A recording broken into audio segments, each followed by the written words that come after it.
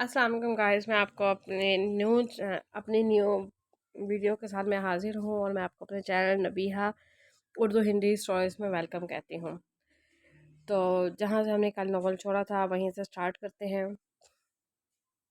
उसने सारी डिशेज उसकी पसंद की मंगवाई थी, लेकिन इसे समझ ना आया कि उसकी पसंद को इतने अच्छे तरीके से कैसे समझता है। इसे यहाँ आए जितने भी दिन हुए थे उसने कभी भी इसकी ये सारी चीज़ें बनाकर नहीं खाई थी, लेकिन सब कुछ इसे बेहद पसंद था, खासकर कोकोनट पेस्ट्री। ये तो इसकी बेहद पसंदीदा थी, लेकिन इस चीज़ के बारे में वो कैसे जानता था, इसे समझ नहीं आया। वो उसके सामने बैठा आराम से खाना खा रहा था, जबकि वो कितनी ही देर से देखती रही और फिर खुद भी खाना खाना शुरू कर दिया। जानता हूँ ये कोकोनट पेस्ट्री इतने मज़े की नहीं है। ऑफ कोर्स चाची जान के हाथ का सौदा तो नहीं है ना। इसमें इनकी बात ही अलग थी। तुम्हें तो याद भी नहीं होगा, वो बचपन में हमारे लिए हर संडे इस लालच में बनाती थी कि हम ठीक से अपनी पढ़ाई पर ध्यान देंगे।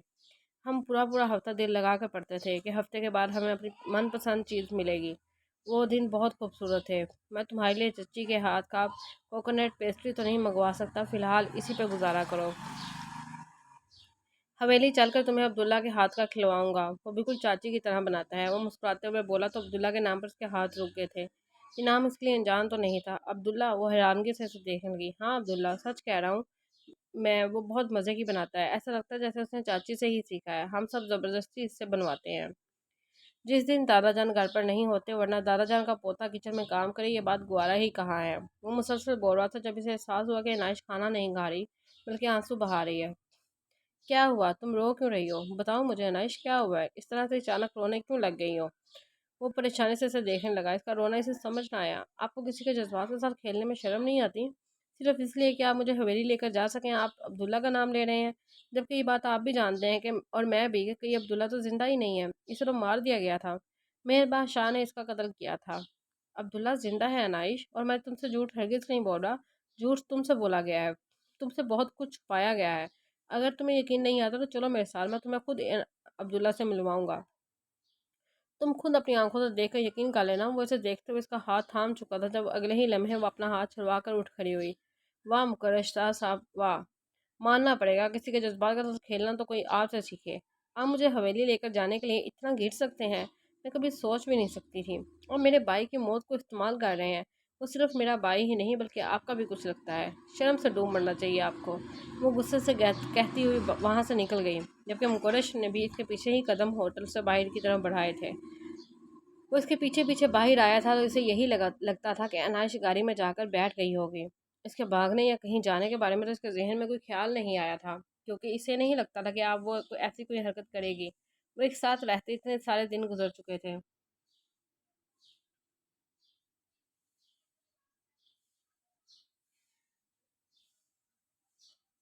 इसे इससे ऐसी कोई उम्मीद नहीं थी, लेकिन बाहर निकल कर इसने अपनी गाड़ी के तरफ कदम बढ़ाए तो इसे अनाइश कहीं नज़र नहीं आई। वो यूं ही अचानक भला कहाँ जा सकती है? शायद इस वक्त वो बहुत ज़्यादा हर्ट हुई होगी अपने माँ बाप के धोखे के बारे में जानकर। लोगों ने इससे इसके भाई के बारे में छुपाया था। इसे ये लग रहा था कि अब्दुल्ला मर चुका है, लेकिन अब्दुल्ला जिंदा था और बाकी सही सलामत इस वक्त हवेली में मौजूद था। इसने इरादा कर लिया था कि वो घर जाते ही इसकी बात अब्दुल्ला से करवाएगा, ताकि वो इस पर यकीन कर सके, और फिर दूध का दूध और पानी का पानी हो जाएगा। ऐसी बहुत सारी बातें थी जो इससे छुपाई गई थी।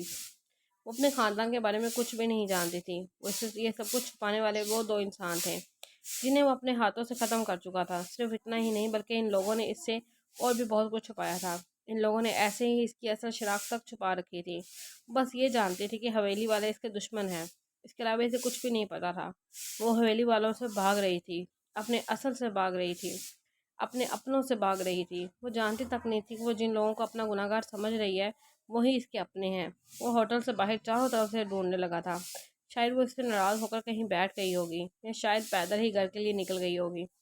वो जल्दी से सड़क की तरफ आया, लेकिन यहाँ भी से वो कहीं नजर न आई। अभी से परेशानी होने लगी थी। वो भला यूँ अचानक कहाँ जा सकती है? इसने दूर खड़े गार्ड को अपनी तरफ आने का इशारा किया था।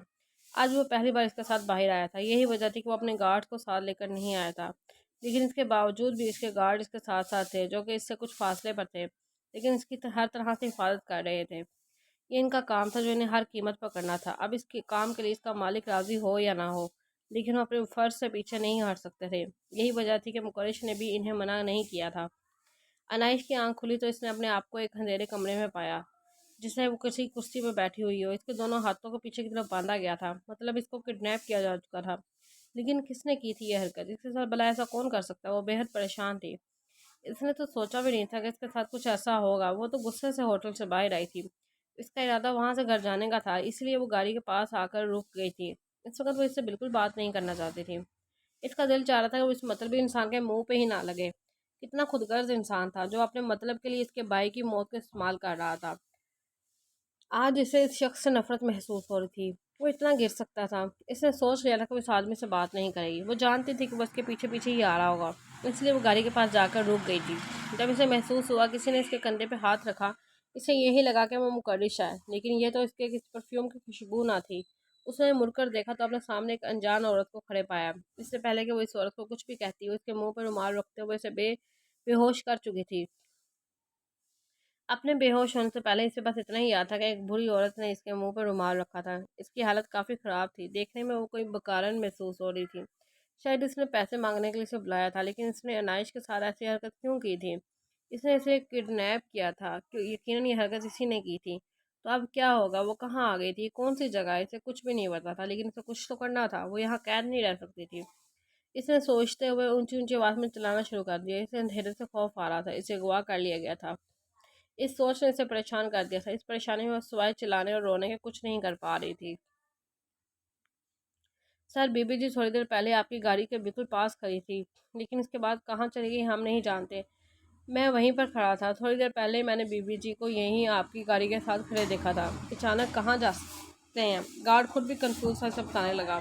क्या मतलब है तुम्हारा कि वो अचानक कहाँ जा सकती है? अगर वो तुम्हारे सामने खड़ी थी तो फिर कहाँ गई?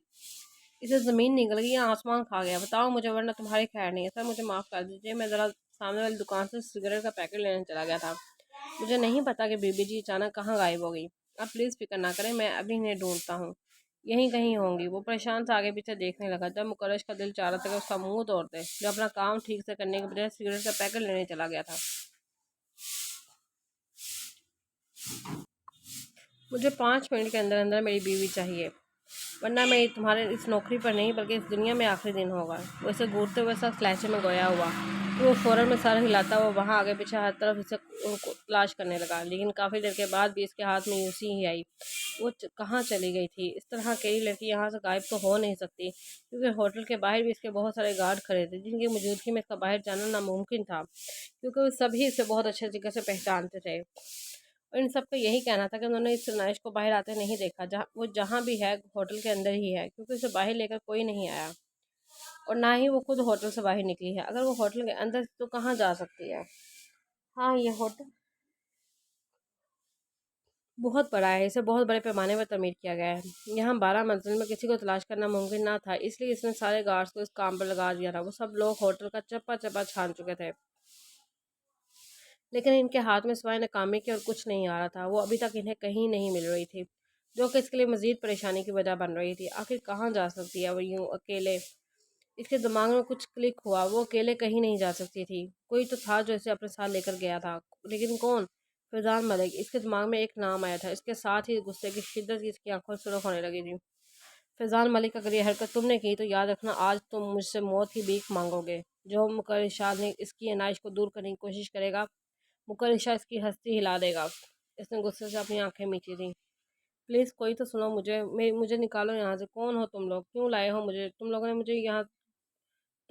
मुझे यहाँ क्यों रखा हुआ है? क्या बिगाड़ा है मैंने तुम्हारा? प्लीज़ मुझे यहाँ से बाहर निकालो। मैं तुम्हारे सामने हाथ जोड़ती हूँ, प्लीज़ मुझे यहाँ से बाहर निकालो। मुझे अंधेरे से खौफ आता है। तुम लोगों को जो चाहिए मैं दूंगी, लेकिन मुझे यहाँ से बाहर निकालो। वो मिन्नतें कर रही थी, लेकिन बाहर शायद कोई था ही नहीं। लेकिन वो किसी की आहट को महसूस कर रही थी। कोई था जो इस अंधेरे में कमरे के बाहर टहल रहा था, लेकिन कौन? कौन था ये जो इसके साथ ऐसी हरकत कर रहा था? इसे पैसों के लिए गवाह किया गया था। शायद इस लोगों को पैसे चाहिए। मुकरश कितना अमीर था, ये बात तो इसे देख कर ही सामने वाला समझ जाता था। वो समझ चुकी थी कि इसे किसी अमीर आदमी की बीवी के तौर पर गवाह किया गया होगा, ताकि इसे पैसे लिए जा सकें। इसलिए तुम इन लोगों को लालच दे रही थी ताकि वो इसे कमरे से निकाल सकें, लेकिन दूसरी तरफ से किसी तरह की कोई आवाज़ नहीं आ रही थी। कोई नहीं था जो इसे यहाँ से निकालता। तो चिल्ला चिल्ला कर थक चुकी थी। वो दरवाजे की तरफ देखने की कोशिश कर रही थी, लेकिन इतनी देर अंधेरे में रहने की वजह से अचानक रोशनी को देखना इसके लिए मुश्किल था। इसने देखा कि सामने से एक बड़ी उम्र का आदमी इसकी तरफ आ रहा है। आहिस्ता आहिस्ता कदम उठाता हुआ इसके बिल्कुल पास आ बैठा। उसने परेशानी से ऐसे देखा तो क्या इस बुरे आदमी ने इसे किडनैप किया है। इसकी हालत इतनी बुरी हो तो नहीं लग रही थी कि वो पैसे के लिए ऐसा कोई काम करता, लेकिन किसी की आशी डार्लिंग, मैंने तुम्हारा बहुत इंतज़ार किया। मैं तो थक गया था तुम्हें ढूँढते ढूँढते, लेकिन देखो मैं तो तुम तक पहुँच गया। आखिर मुझे अपनी इमानत को भी तो लेना था ना। कितना इंतज़ार किया मैंने तुम्हारे जवान होने का, कितना तरपाया है तुमने मुझे, लेकिन अब और नहीं। आखिर मैं तुम तक पहुँच ही गया। तुम्हें पाने के लिए मैं 15 साल तक तुम्हारे माँ बाप को खिलाता रहा। इनका पेट भरता ही नहीं था। वो कुत्ते जितना पैसा तुम्हारी परवरिश के लिए मांगते थे, मैं इन्हें फेंकता था, लेकिन फिर भी इनके लिए रकम कम पड़ती रही। फिर हर बार वो ये कहकर मुझे मुतमिन कर देते कि हम आपके लिए ही तो इसे तैयार कर रहे हैं। और आखिर देखो मैंने तुम्हें पा लिया, मैं तुम्हें ढूंढ लाया, आखिर तो अपने मालिक तक पहुंच ही आई हो। अब तुम मेरी हो, सिर्फ मेरी। आप मैं तुम्हें कभी खुद से दूर नहीं जाने दूंगा। मेरी जान कितना तरपाया है तुमने। मैंने कितना कहा था ना तुम्हारे दादा से कि इसकी इकलौती पोती इसके लिए इसकी अजियत की वजह बनेगी।